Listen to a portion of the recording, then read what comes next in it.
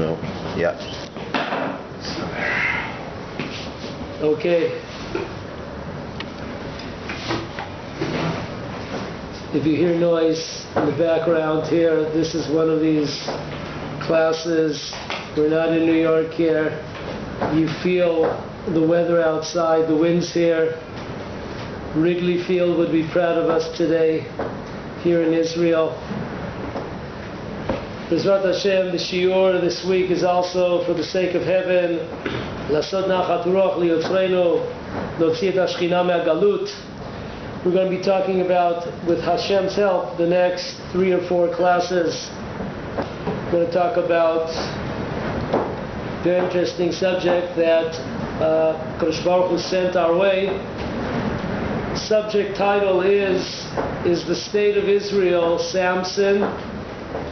Is the state of Israel the beginning of the final redemption?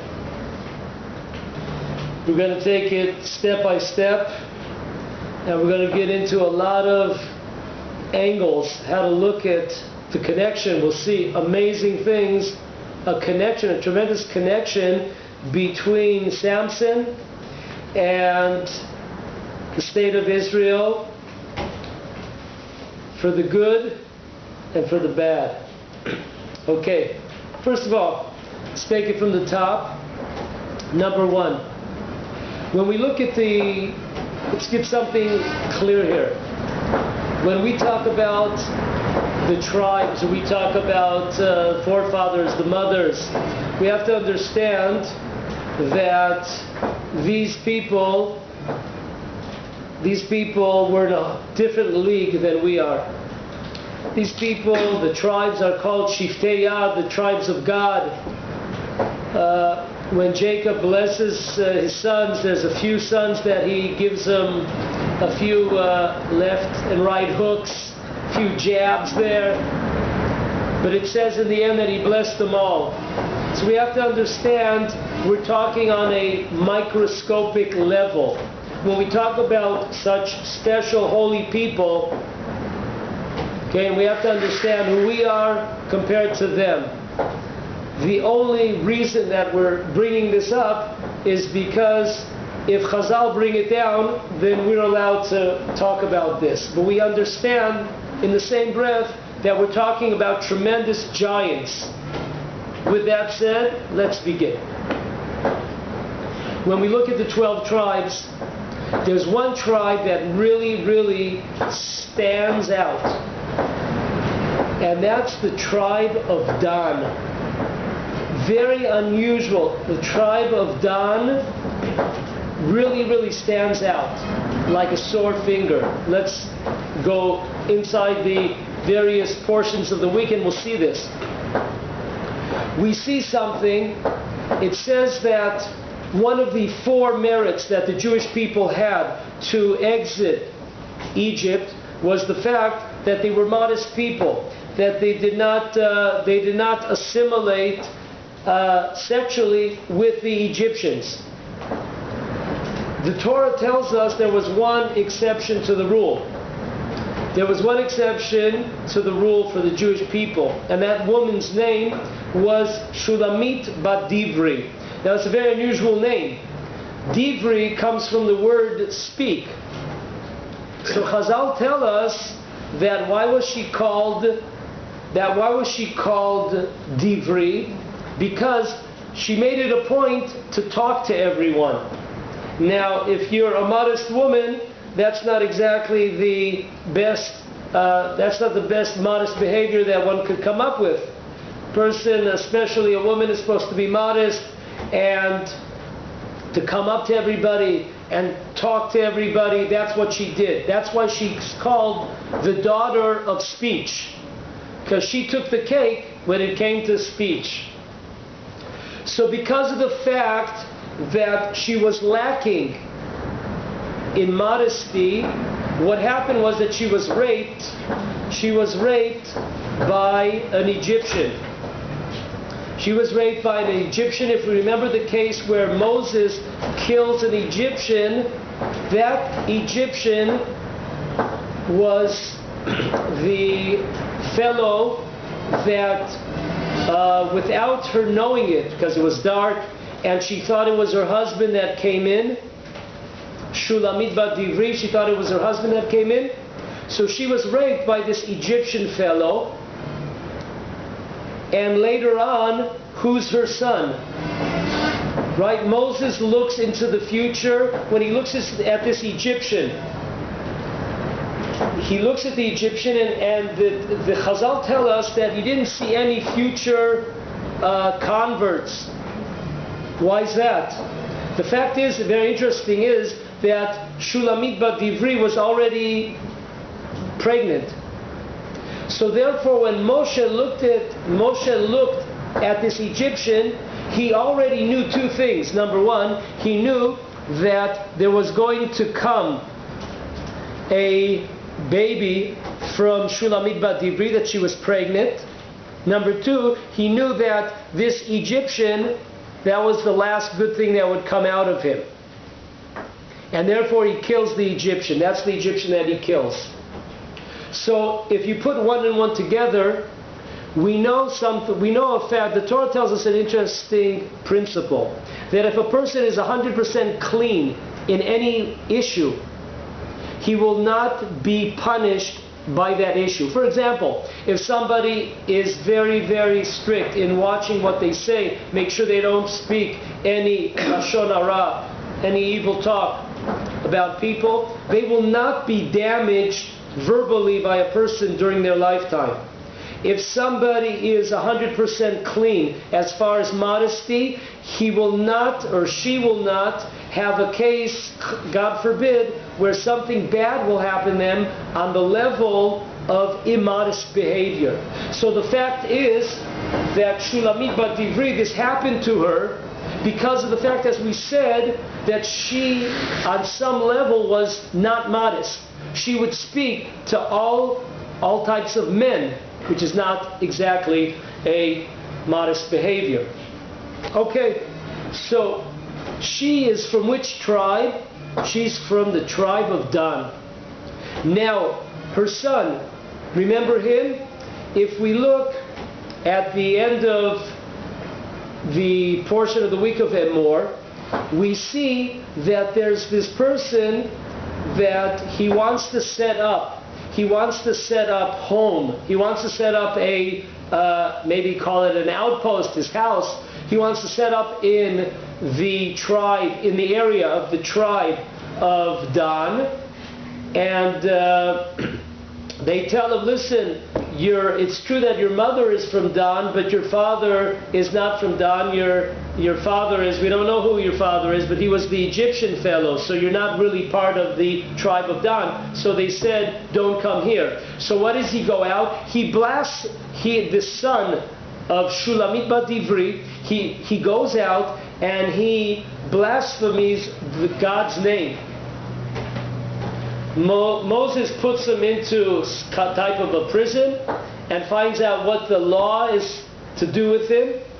So we see once again, very interesting, the tribe of Dan, two strikes, Shulamit, and now the son, he's using his mouth, just like his mother used her mouth in an improper way of speaking to all types of men. So too her son is using his mouth to blaspheme the name of Hashem. Two strikes. Okay, let's take it now. We're leaving Egypt, and we know that there was the clouds of glory. What was the purpose of the clouds of glory? To protect the Jewish people. What kind of protection do you need when you're in the desert? You need a lot of protection. You need a lot of protection from the weather. You need a lot of protection from animals. There's all kinds of dangers that are present in the desert situation. So the Jewish people were protected. How can that be then, that it says that when Amalek attacked the Jewish people, they were able to grab many, many Jews, and they cut off their Brit Milah. Now how could it be, if the Jewish people were protected by the clouds of glory, how How could it be that they were able to get in? So the answer is they weren't able to get in. Amalek was not able to get in. But there were people from a certain tribe. They were thrown out, so to speak, of the cloud. The cloud would not protect them. Why? Because of the fact that they had tremendous amounts of avodah zarah within their tribe. So because of the fact that their hands were full, so to speak, with all types of foreign idol worshipping, so therefore the cloud of glory spit them out. And those are the people that Amalek took. They were not protected any longer by the cloud of glory. And those were the people that they did this terrible thing to by cutting off the Brit Milah. The sources for this are three. Number one, it says, "Vayizanev becha kol hanechashalim acharecha."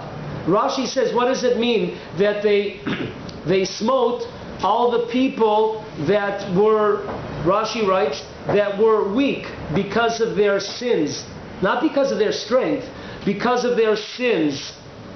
So therefore, Rashi writes that the cloud spit them out because they were weak because of their sins.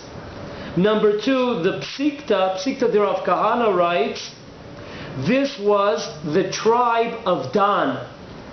This was the tribe of Dan, that the cloud spit them out because they were full of idol worshipping.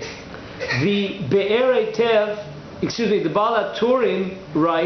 Baal HaTurim writes an interesting gematria. If you take the words of the Torah, Kol hanichshalim acharecha, it comes out to the numerical value exactly to Zehaya Shifto Shel Dan. This was the tribe of Dan. So we have the third stripe. I'm surprised everyone still is sitting down in their seats. You haven't jumped out of the windows here. There's a lot of wind outside. You can just fly today. We were trying. The wind brought us back in. You can fly today. I think today's a tremendous day. If anybody wants Ruach HaKodesh, this is the day to do it. If you want Ruach HaKodesh, it's really windy. That Ruach, you have a chance today. Here's our only shot. Okay, so we have three strikes here out. Shevet Dan, very interesting. Shevet Dan. Okay, but doesn't stop there. The beat goes on. Yeah, where's Sonny and Cher when you need them? Len. The beat goes on. So we have, very interesting, let's take it back from the beginning. Moshe Rabbeinu sees that in order for the Jewish people to make sure that they're producing enough blocks. So what do the Egyptians do? If the Jewish people are short on blocks, so what do? They would take Jewish children and put them into the cement, put them into the walls, and that's how they would kill them. They would bury them alive as punishment for not coming up with enough bricks. Moshe Rabbeinu sees such a tragedy, and he cries out to Hashem, what's going on over here? This is your mercy, Hashem? This is your mercy? What's going on over here? So Hashem says to Moshe an unbelievable lesson. Hashem says to Moshe, listen Moshe, I know what I'm doing here. I'm running the show here. These people, these children that I'm killing off, they are wicked. They will be, when they grow older, they will be wicked. And they'll cause tremendous calamity to the Jewish people. Moshe Rabbeinu does not accept those words. And he keeps on pleading to Hashem to have mercy on these kids. Hashem says, you know what, Moshe? I'm going to take out one kid to give you an example. You'll see what will happen. That kid's name was Micha, or Michael. His name was Micha. So they took him out. They took him out of the wall. They saved his life. Hashem saved his life. When the Jewish people, when the Jewish people leave Egypt, we know that in the spiritual courts were saying to Hashem, what's going on over here? Why are you going to drown the Egyptian people? Halalu of the Avodah Zarah, ve'halalu of the Avodah Zarah. The Egyptians are idol worshippers, but also the Jews are idol worshippers. Where did Jewish people get their idol worshipping from? Good guess. They got it from Mr. Micha. He had what's called Pesel Micha. He had a pesel as they were crossing the Red Sea. That's why it was a tremendous scary time, because it was uncertain what was going to be with the Jewish people. Were they going to be drowned like the Egyptians? If we fast forward it, the tribe of Dan, they were trying to, after not eliminating the Gentiles around them and leaving them stay. So what did they do? They went to a different area of Eretz Yisrael. They went from the south to the north, and a place called Laish, and that's where they wanted to settle. So they drop by, and all of a sudden there's this Pesel Micha. This Pesel is around, and it's an unbelievable match. We have a tremendous match. Mazal Tov. We have Micha with his Pesel, and we have Shevet Dan, who we heard even before that, even before in Egypt, they were full of idol worshipping. So it's a tremendous match over here. So they go to him to ask him advice from the Pesel, from the idol, if they should go up and fight or not. Are they going to be victorious or not? So we see once again something is really bizarre here with the tribe of Dan. Okay, in that same, a chapter before, that's chapter 18 in the book of Judges, but a chapter before that, 17, 16, 15 backwards, we're talking about who? We're talking about Samson, Shimshon. He's from the same tribe. Chazal tell us in the Gemara that there were 3 great leaders of Israel, and there were 3 low leaders, L-O-W, low, not as in Hebrew low, as low, L-O-W, low leaders. The 3 great, the high leaders were Shmuel and Moshe and Aaron. And on the other side of the coin were 3 very lowly people. Who were they? They were Yiftach, they were Gidon, and also, of course, Shimshon. Shimshon was considered to be the lowest of those, on the pedestal, lowest of those 3 lows. So he was like in number 1 position. So we see once again that the tribe of Dan stands out as a troublesome, as a lowly tribe. Last thing is, we know that there are 12 tribes and there are 12 months of the year, usually. So every tribe is connected to a different month. Every tribe is connected to a different month. If you had to guess, which month would the tribe of Dan be connected to? Which month would somebody pick out here? If you had to pick out a real winner of a month. Well, William, you're hired. Of course, very simple. We know that the mazal, the mazal of the month of Av is the symbol of a lion. And we know that Moshe and Yaakov, when they bless the tribe of Dan, they bless them with the blessings of a lion. So therefore, unbelievable. The month that both temples were destroyed. What a present, wow. We're going to give you a month of the year. You're going to be the father of the month. Wow, what an honor. Everyone's waiting for it. 9 days without a shower. People are going around just like you can't breathe in a yeshiva. Some people say you have to go in with a gas mask. It's really dangerous over there in yeshivas. Going there's 9 days. Those guys aren't taking a shower, and they're not changing their clothes. Oh my God! And it's 100 degrees in Israel. Not easy. Oh, thank you, Shevet Dan. We're going to remember you. We remember you, Shevet Dan. Okay, in the words of Chazal, let's just sum it up. Because Chazal sum it up. Dan Hayarud Bashvatim. The lowest of the tribes, all 12 tribes, the lowest was Dan. Unbelievable. Okay, now, if we've heard this already, you could already smell it coming. We were just talking about the smell. Okay, but this is a good smell here. You could already smell it coming. Very interesting. We said the topic here is going to be Samson and the state of Israel. State of Israel as the beginning of the redemption. We see already a connection.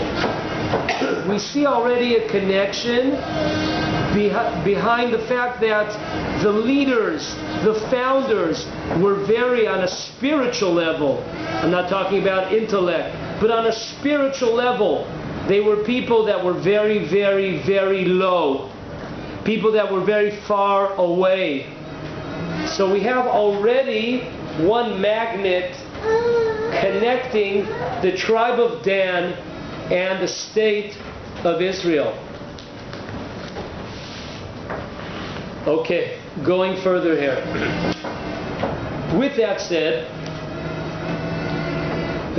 we just mentioned that when Moshe, at the end of the book of Devarim, Deuteronomy, in the portion of the week of Zot HaBracha, when he blesses the tribes, he blesses Dan with a blessing of a lion. Omnam, it's a small lion, a baby lion. Also Jacob, when he blesses them, also blesses them with the blessing of a lion. Now that should ring a bell, because we know that there's another tribe who's on the opposite side of the spectrum. He's on the top.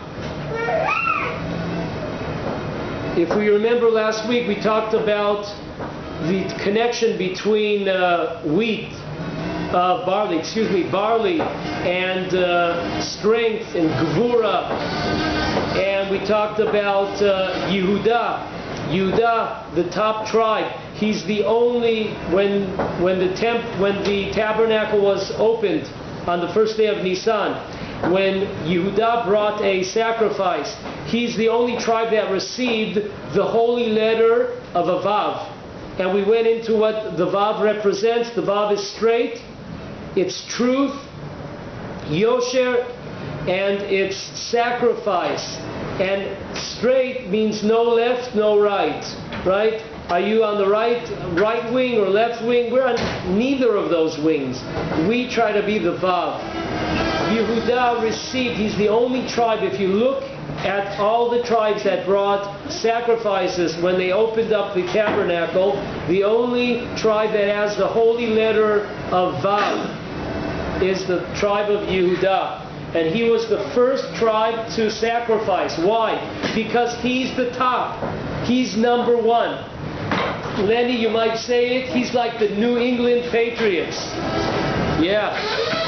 Number one.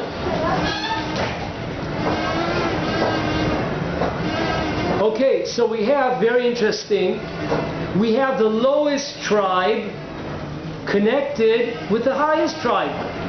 Dan, he's considered to be a small lion, a cub. And then we have Yehuda, who's also a lion. How can you connect these two people? On the way here, I was talking to William about a matchmaker sign, a site on the web, different matchmaking sites. So how can you make such a shidduch, you know? You have the top, and you're going to set them up the same symbol? That's kind of like a slap in the face. If I was it's true that my name is Yehuda, but it's kind of a slap in the face to Yehuda, one might say. Okay, but let's see. We'll see a tremendous connection between Dan, the lowest tribe, and Yehuda. It says in the last portion of Breshit, Vayechi, it says there that Dan is Ke'echad Shivtei Yisrael. Chazal say, what does it mean like one of the tribes of Israel? Dan is like one of the tribes? Maybe he's like two of the tribes, three. What does it mean one? One is one. One means, Chazal say in Breshit Rabbah 99:11, it says there, Kemo Yuchad B'Shvatim, Yehuda. Yaakov gives a blessing to Dan that he will be from his descendants of Dan, they will be like the most special tribe of judges. Who's that? Of course it's Yehuda. They're the top. Chazal say another opinion. What does it mean? They're likened to one tribe, likened to one. Who's one? Who's one? Hashem is one. And there, Chazal say, Ki yichudo shel olam. Shevet Dan. Even though we saw that they're the lowest of tribes, Yaakov gives them a blessing that they will be connected. They will be connected and likened to God. What's going on over here? They have the same symbol as the top tribe of Israel, Judah, Yehuda, and they're likened to one. To one is God.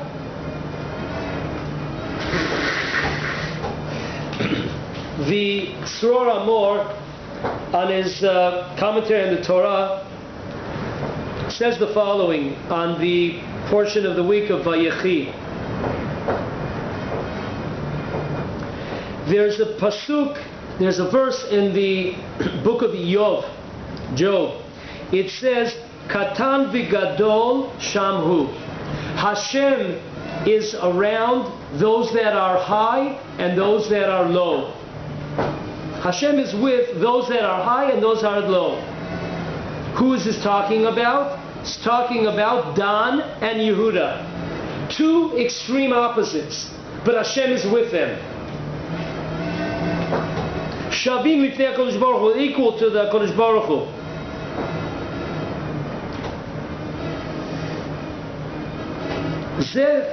Who's the Katan? Zeh Shevet Dan. This is the tribe of Dan. Shelo haya yarud b'shvatim keshevet Dan. There was nobody that was lower than the tribe of Dan.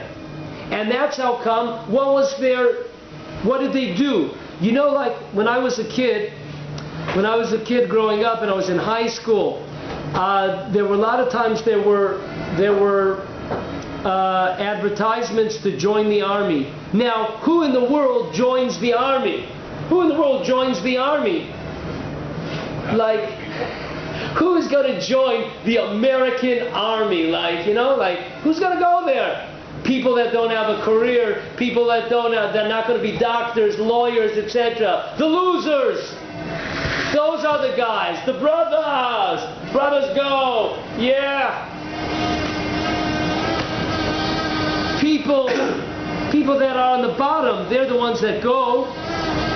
They're looking for a job. They can't find a job, McDonald's. Now I heard there's problems with the French fries at McDonald's, oh my God. I hope they'll be able to take that one. I think they're going to outlaw those French fries at McDonald's. Oh my God, how are we going to survive without those French fries? So, the fighters of Israel were from which tribe? They were from, if you needed a few, bodyguards or something, security guys, who were those guys? Okay, we'll just send you from Shevet Dan, from the tribe of Dan. Yeah. And even so, also, where did they, when you look at the traveling in the desert, where were they stationed? They were the last. They were the last. You know what it is to be the last? Let me tell you, as a Chicago fan, I can tell you what it is to be always last. You know, we just lost Ernie Banks. Ernie Banks just left us in this world still without a championship. Think about that. 82 years old, we're still waiting. I'll tell you what it means to be last. Shevet Dan will tell you what it means to be last. They were the last ones. They were the last ones. I mean, amazing thing. Does anybody remember in the Olympics? Does anybody remember the bronze medals? Third place. We're not talking about last. But does anybody remember any names of people that won bronze medals in the Olympics? I don't think so. We have trouble even with the silver medal. Only gold we remember. So it's not just like, okay, we don't have, by mistake they put the tribe of Dan at the end. There's a reason why they're at the end. They're back there.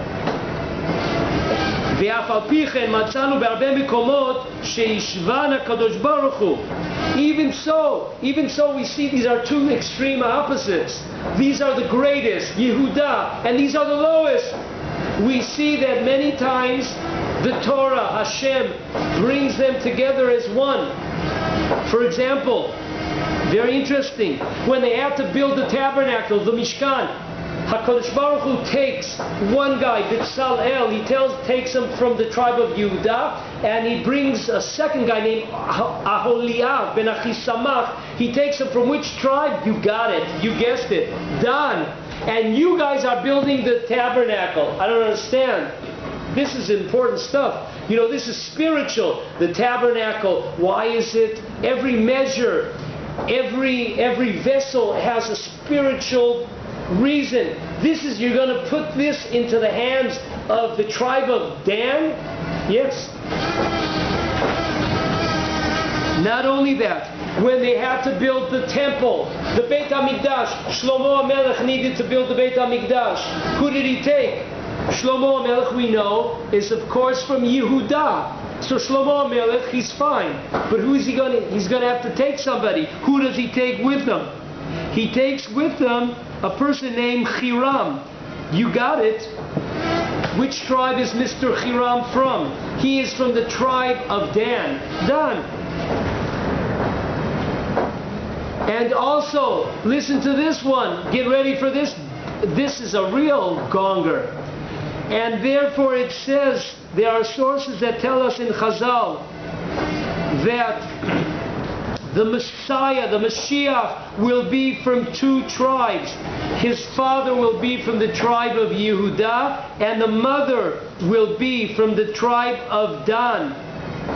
And therefore, Yehuda and Dan are both called Gur Aryeh, because the Messiah will come from both those tribes.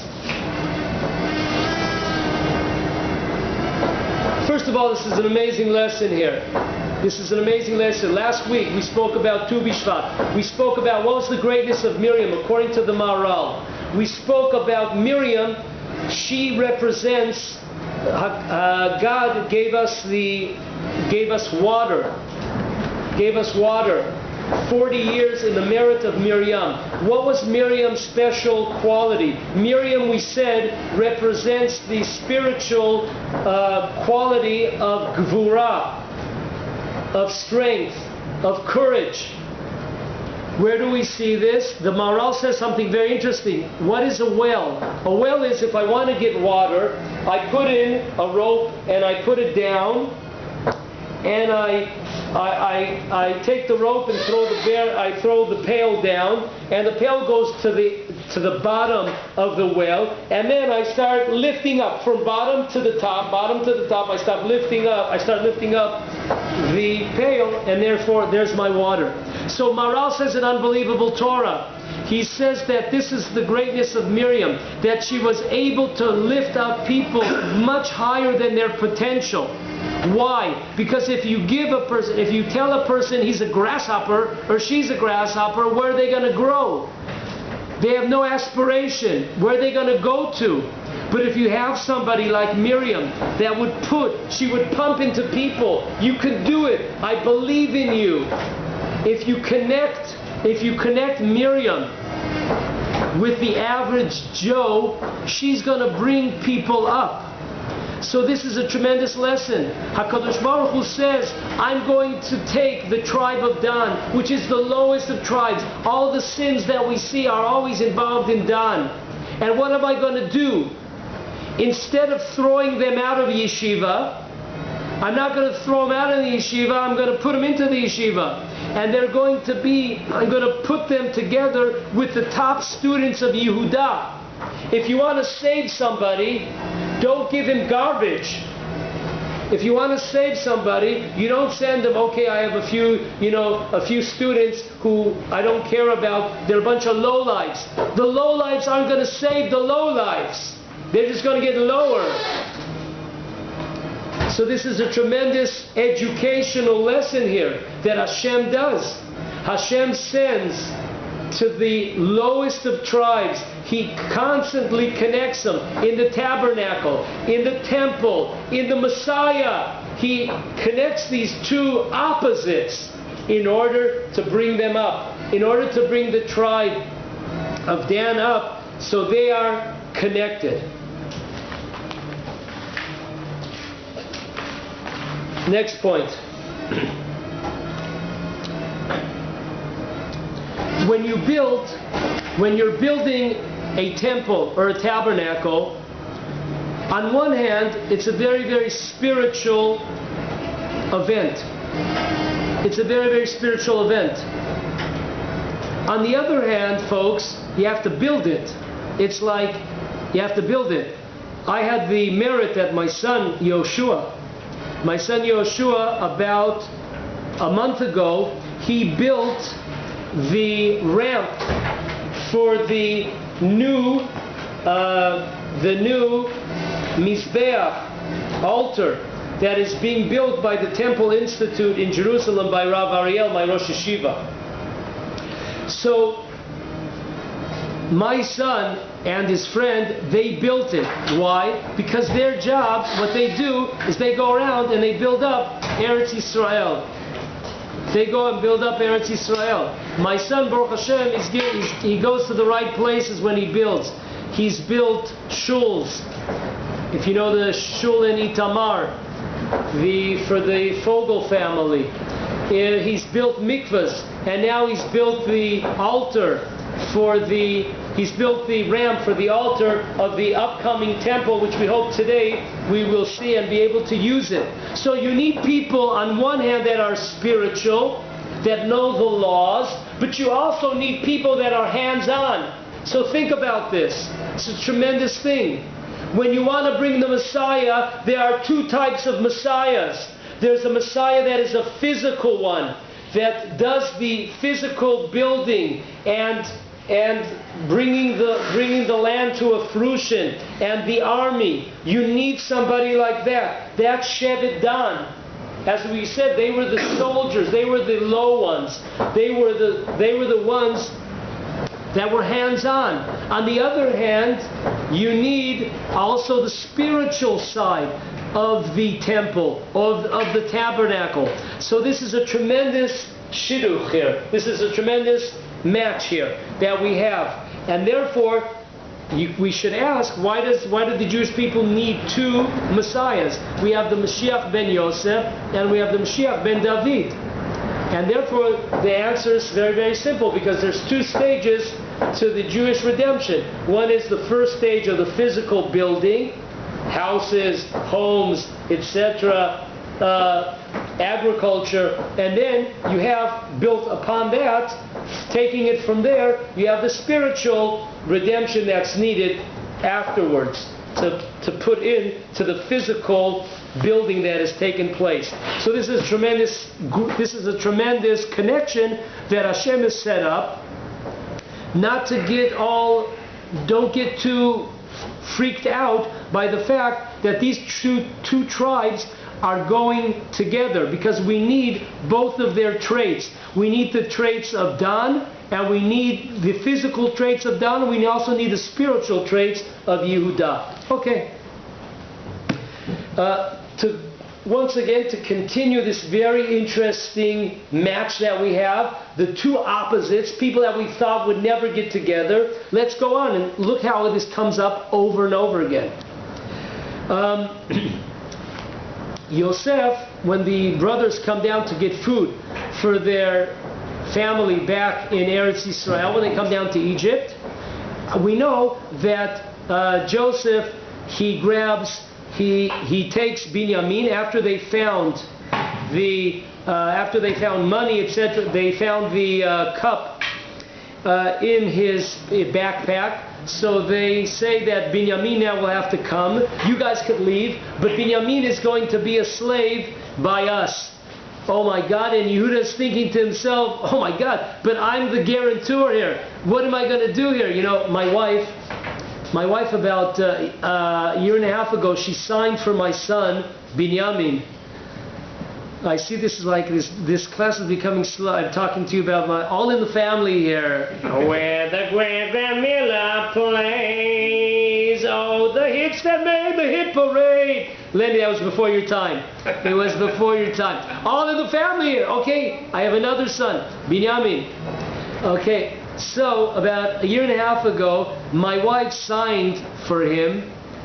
My wife signed in order to get him out of the slammer. She signed for him, and she agreed that he would stay only.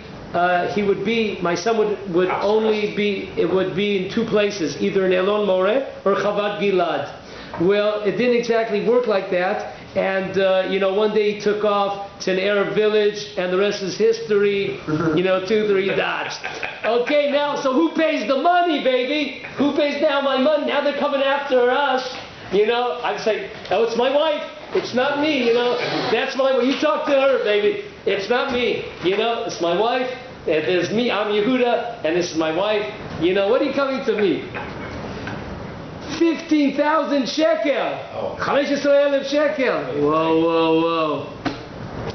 Okay, so,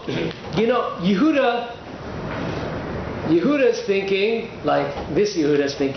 oh my God, they just grabbed my brother Binyamin. And I just told my father in Eretz Yisrael, in Israel, I told him that I'm the guarantor. What are they going to do to me? What happens? Yehuda says, I better think fast. What am I going to do here? I can't believe this guy, this evil guy, Tzfanat Paneach, he's taken my brother, Binyamin, after I said that I was a guarantor, that he would come back safe. What does he do? Listen to this, Gewalt. Yehuda gives out one of these war cries. Ah! Gives out one of these war cries. His voice could be heard, so to speak, in the land of Israel. And who hears him there? There's a lot of people in the land of Israel. Who hears them? It's unbelievable. Chazal tell us in Breshit Rabbah 93:7.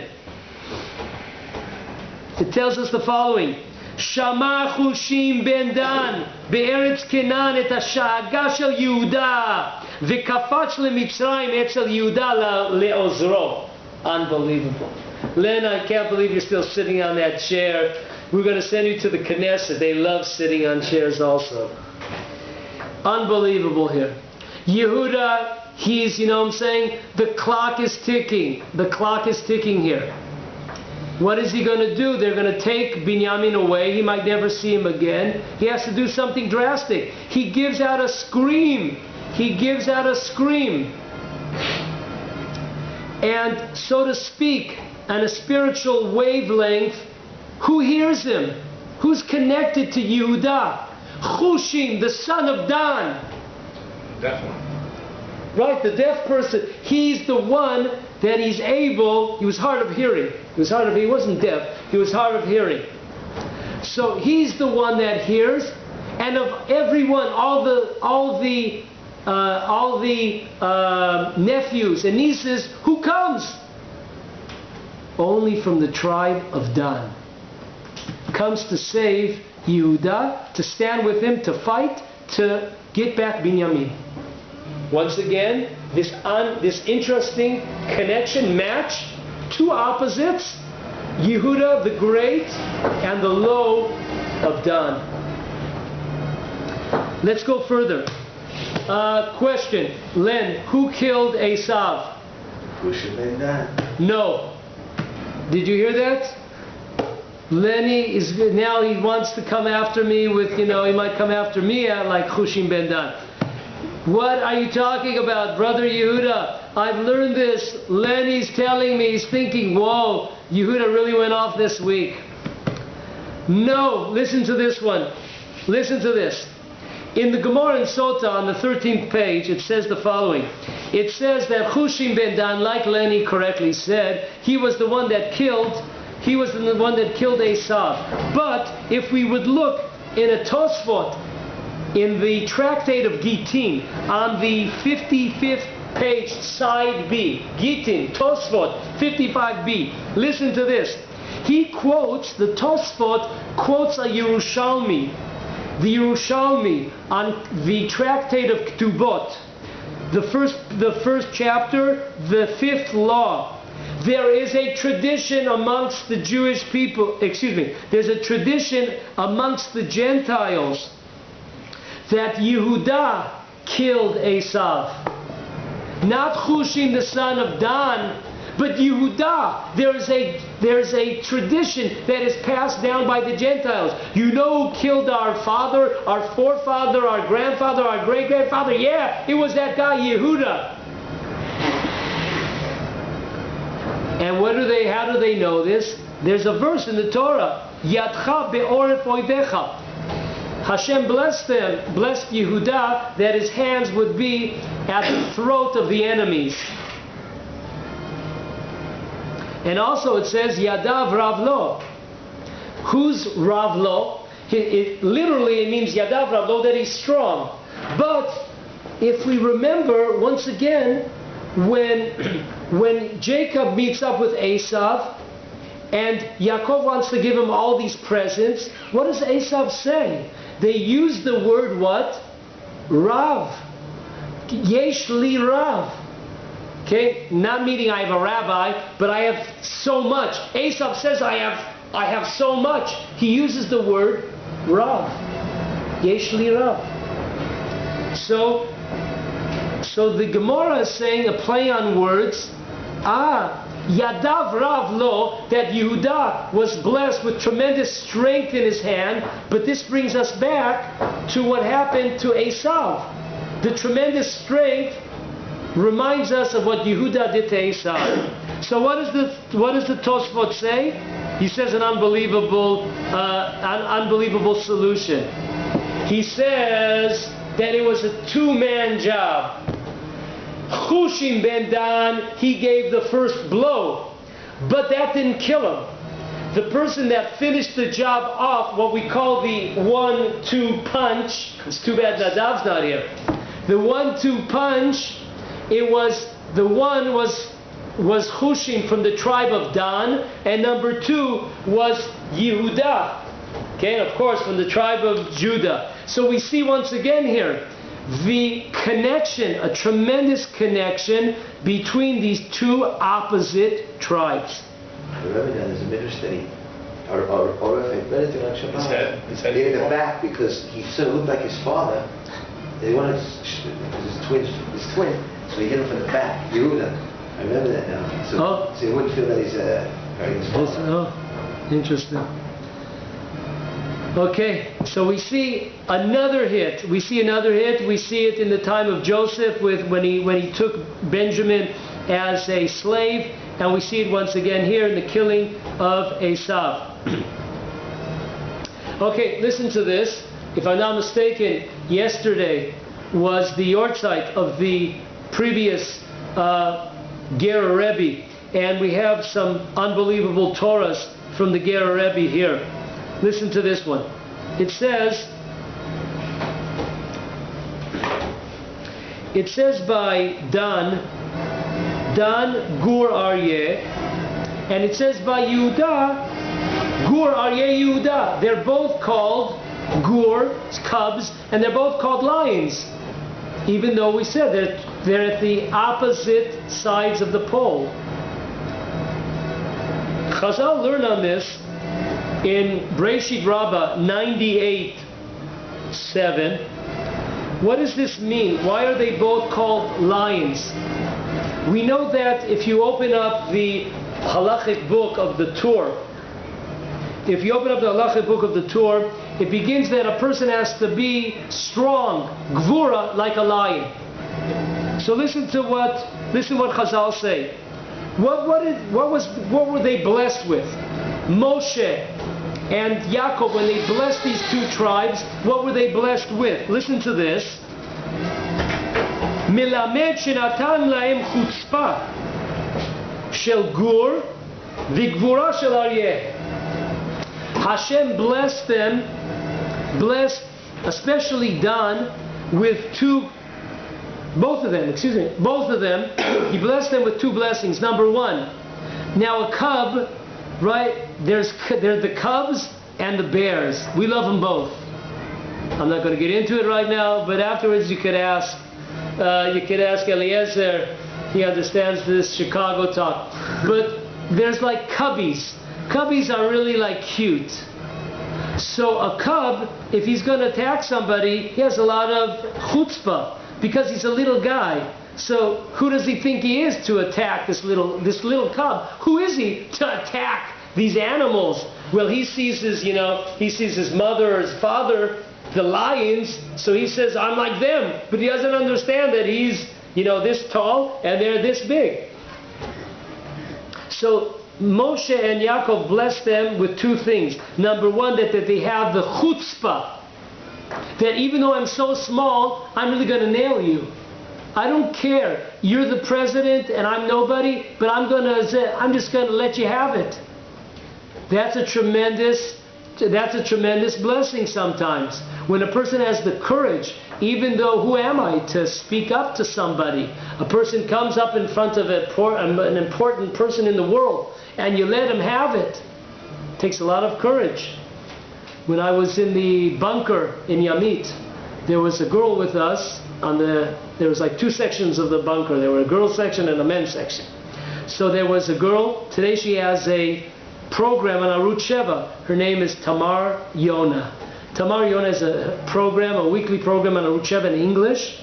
She was a soldier, a woman soldier in the Israeli army, and when she was in a base in the Sinai desert, if I'm not mistaken, maybe it was an Air Force base, and it came time where they had to, because they gave away the Sinai to the Egyptians, Sinai being 2 or 3 times the size of the state of Israel today. So they had a special ceremony, a goodbye ceremony, when they're folding up, so to speak, they're getting rid of that base. So who came down? The Prime Minister of Israel came down, Menachem Begin, came down to the ceremony. And then you know the story? Anyway, so all the soldiers went by, and shook the Prime Minister's hand. And then it was time for little Tamar, that cub Tamar. She comes up to him, this little girl, she's 18 years old at the time, or 19, this little religious girl. And she comes up to this guy, Prime Minister of Israel, said, you're a traitor to the people of Israel. Man, they threw her right out of the army. That was it for her. Yitkadal v'yitkadash. So this is we had the merit to have some great people in the bunker to fight against the betrayal of the Sinai that was given away from the Jewish people to the Gentiles. So anyways, that's a tremendous, the small girl compared to the Prime Minister, and she says those words, you're a traitor, taboged. Amazing. And they gave the blessings of a lion to have strength. A lion definitely does have strength. So they have two blessings. Dan and Yehuda, they have two blessings. One, they have chutzpah. And number two, they have tremendous strength. So the Rebbe, from the Ger Rebbe asked, and then we'll finish for today. He says, I don't understand. What kind of blessing is this? If you speak about a person and say, you know what, this girl, this guy, they have chutzpah, you know, you're not going to make too many friends by saying that, oh, this person has chutzpah. So what kind of blessing was this? Sounds like kind of like a curse. Ella, listen to this and remember it all our lives. Ella yesh chutzpah v'yesh chutzpah. There are two kinds of chutzpah. There's a chutzpah when you're waiting online to get on a bus or on a train, and you're first in line, and then you're reading a book in order not to waste time, and all of a sudden 5 minutes later you lift up your head and you see that now you're last in line. Why? Because these chutzpahdik Israelis, they all cut in front of you in line. So that's a bad kind of chutzpah. You know, I don't know if you've ever been in those kind of lines, but I've been there many, many times. So the Rebbe from the Ger Rebbe says there's all kinds of chutzpah. There's bad and there's good ones. What's the good one? I didn't know there was a good chutzpah. Of course there is. Chutzpah dikdusha. There's a chutzpah of holiness. When you have chutzpah against enemies of the Jewish people, when you have chutzpah against wicked people, that is a positive chutzpah. That is a positive chutzpah. Ve'al ze ne'emar, and that's why it says chutzpah. It says in the Gemara, it says that a person that has chutzpah, many, many times, even towards Hashem, Hashem hears that person. When a person is willing, a person just lets it out, lets it hang out. Many, many times the Gemara says, chutzpah klapei shamayim. If a person has chutzpah for the sake of heaven, for the sake of Hashem, Hashem helps them out. And this was the tremendous blessing that the two